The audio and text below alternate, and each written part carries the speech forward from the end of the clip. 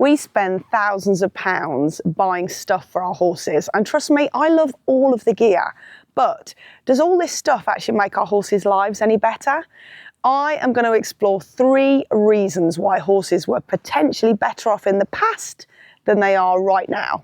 Let's go. So here is one of the biggest welfare issues I think that we face in modern horse management. And that is the fact that horses in the winter just don't go out. For like 6 months of the year, you're either keeping your horses in or being told that you have to keep your horses in. 20 years ago, this would not have even been an option. Horses went out in all weathers, and you'd only ever keep your horse in for prolonged periods if there was something wrong with it, if you were on box rest.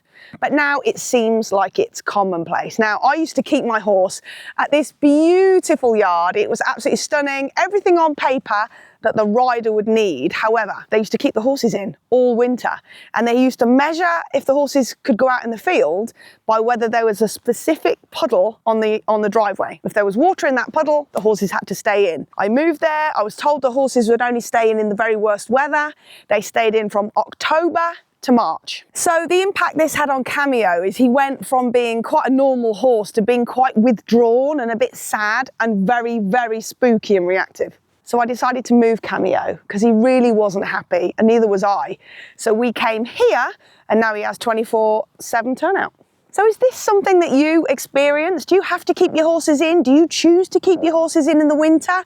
I would really like to find out. Please let me know in the comments below this video.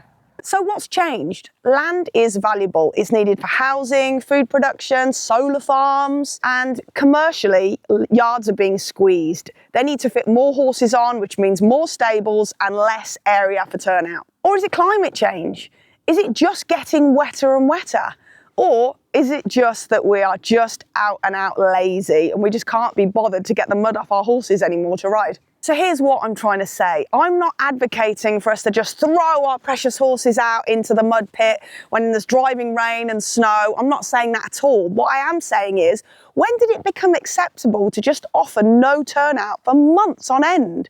Horses need time out of their stables. They need time to stretch, relax, and just be horses. So why would you keep them from doing that for months on end? And what really worries me is an increase in behavioural issues, things like cribbing, box walking, weaving. It's just become normalised. We say things like, oh, he always does that. Have we just started to accept these behaviours as normal rather than the behaviours of confined, stressed, anxious horses? Tell me what you think in the comments. And this is issue number 2, which I'm going to call the loneliness epidemic. And this means basically horses that are kept on yards with other horses that have zero meaningful interaction with any other horse. By meaningful interaction, I mean the ability to groom, play, and socialise with other equines. So I'm thinking about horses being turned out in herds where they have a social hierarchy, they're allowed to play and relax and interact and fight and do normal things that they are hardwired to do.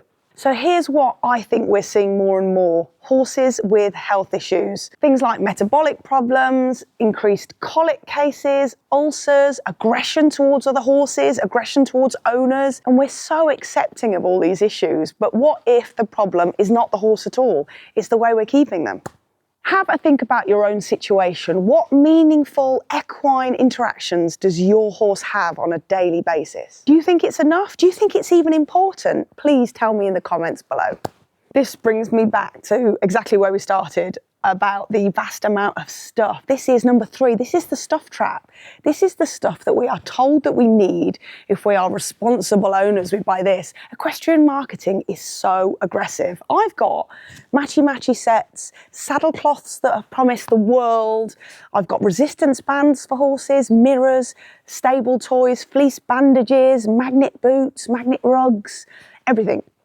I've bought everything, and you know what? Most of it is sitting in the tack room completely untouched, or it's been sold because I haven't used it. And my question is, how much stuff do we actually need to look after our horses properly, and how much stuff are we being marketed to? And I'm not saying that having stuff is bad. Some of it is genuinely useful in specific situations. But you know what's really, really important, way beyond anything else? It's giving the horse what he actually needs. adequate time at the stable, proper exercise, socialisation with other horses. These are the things that can't be bought. Prioritising their needs over our convenience as much as possible and not just what looks good on Instagram. I am absolutely not trying to shame anybody or make anybody feel bad, but I just wonder if we've actually lost sight of what's really important for our horses. So I would really, really like to hear about your own situation, your own horses. I mean, this YouTube channel, it's still quite new. This is a way for me to just express some thoughts. I would love to know what you guys think about it, about the turnout situation over the winter, about the loneliness epidemic. Are we buying too much stuff? I would just love to know your point of view. Please feel free to call me out if I am being completely unrealistic here. And thank you for watching, and I'll see you on the next one. Don't forget to subscribe to the channel. Bye.